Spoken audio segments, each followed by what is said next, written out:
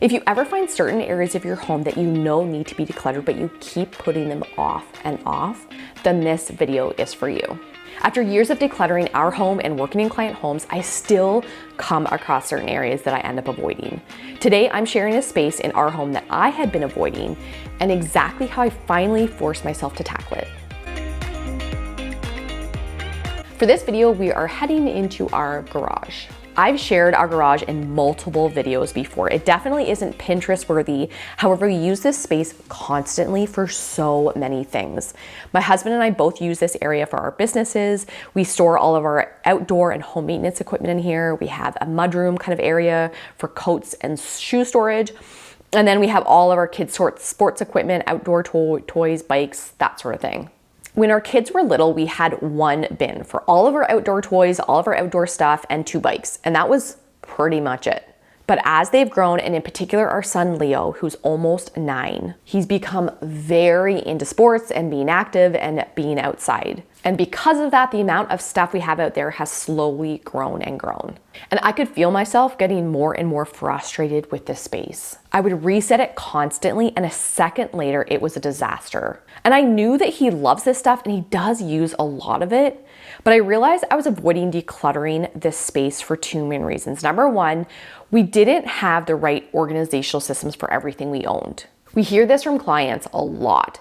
Taking the time to declutter and organize a space and then have it end up being a disaster again 24 hours later can be so disheartening. I actually struggled really hard to decide whether I was going to share this project or not because I spend so much time telling people that you don't need to buy anything, that you probably already own everything you need to declutter and organize your home. Which is true. In the majority of projects that we do for clients, at the very end of the project, after we've decluttered and organized everything, we are left with so many empty totes and bins and containers. But in this category, I had to finally admit that the hooks and cupboards I was using just were not cutting it anymore.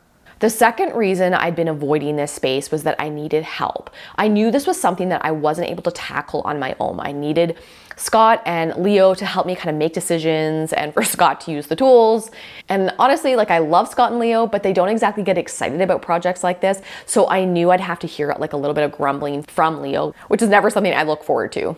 So how did I finally talk myself into tackling this space? Basically, I bought a new organizational rack. Not usually my go-to solution, but I researched my options, I pondered it for months, and finally found something that I was really excited about. This video is not sponsored in any way. The unit I found was actually suggested by my friend Heather, who's a professional organizer in Western Ontario. If you're in the US, you can actually buy these systems directly from the company, but I had to buy it from Amazon because I'm in Canada and they don't ship here. Now, obviously, shopping isn't usually a solution for decluttering a space, but what is something that you can do to talk yourself into finally tackling a project? You can disguise it. Disguise decluttering as something else entirely. One thing people often assume with me is that I love cleaning. I actually hate cleaning, which is probably why I like decluttering, because owning less makes cleaning 10 times easier. But because I hate cleaning, I often disguise it as decluttering or organizing, or basically anything other than cleaning. In this case, I disguised decluttering this category as organizing it because that sounded easier and more fun in my head. So after tricking myself into finally decluttering this space by telling myself I was just organizing it, as I was praying would happen, it was way less painful than I expected.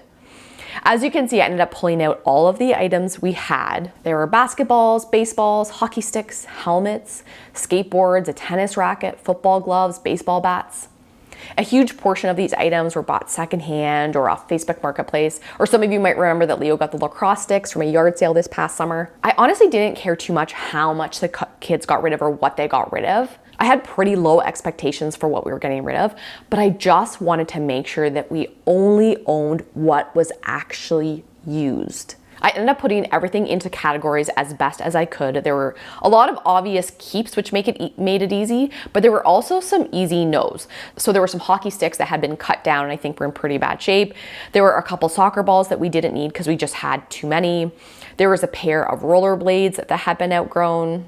And there were a few containers of bubbles and an old water gun that were all broken, so they just went into the garbage.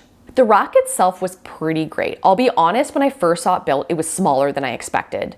You know when you don't technically measure something, but you have it in your mind, like you know exactly what it's gonna look like, and then when you see it's like, oh, that's not exactly what I was picturing. So as we were organizing it, I was actually a little bit skeptical, but my husband Scott was confident right from the start. He thought it was amazing. He actually works in schools and he's seen these exact units used in like school gyms and in their like storage closets and stuff like that. So he was already somewhat familiar with them. My favorite parts of the unit for us were, number one, the area for all of the balls. I was so tired of soccer balls and baseballs and tennis balls rolling around the garage, so having those contained felt so good. And the second thing for us was the area for the hockey sticks. So there's a little spot at the end of the rack that was perfect for these sticks. They annoy me so much less just knowing that the ones we own actually get played with. So no more tidying up stuff that no one even uses. The entire project probably took around an hour, but as often happens, we ended up kind of like resetting and organizing and cleaning other areas surrounding it. So we readjusted the carpet that we use in our sort of faux mudroom space. We gave it a good sweep and we vacuumed it. The dirt underneath it was wild. We even pulled the entire shoe rack out. We gave that a wash down. Then we washed some of our mats and we shook them out. And we swept the whole garage, which always feels so satisfying. We even added a bunch of air into all the balls that were getting flat. Felt so good to do all of this in the fall before winter hits, and I never want to go out there because it's so cold.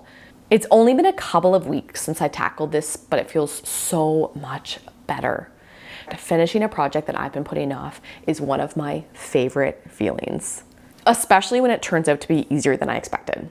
Buying a new organizing system won't necessarily be the answer to what you're putting off, but if there's any way you can reframe your project in your mind to something that feels more doable and less stressful and maybe even fun, then the chances of actually doing it are probably going to be way higher. Someone shared something on Instagram the other day, a saying that went sort of like, care creates contentment. So this idea that putting care and energy into our spaces and the items we own, all of a sudden, these areas feel brighter and happier and more beautiful and more functional, and they help us appreciate what we already own. I hope this has provided some motivation for areas that you might be avoiding.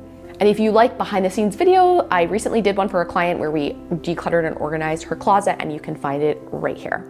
Thank you guys for being here, and thank you for watching, and I will see you in the next one. Bye guys.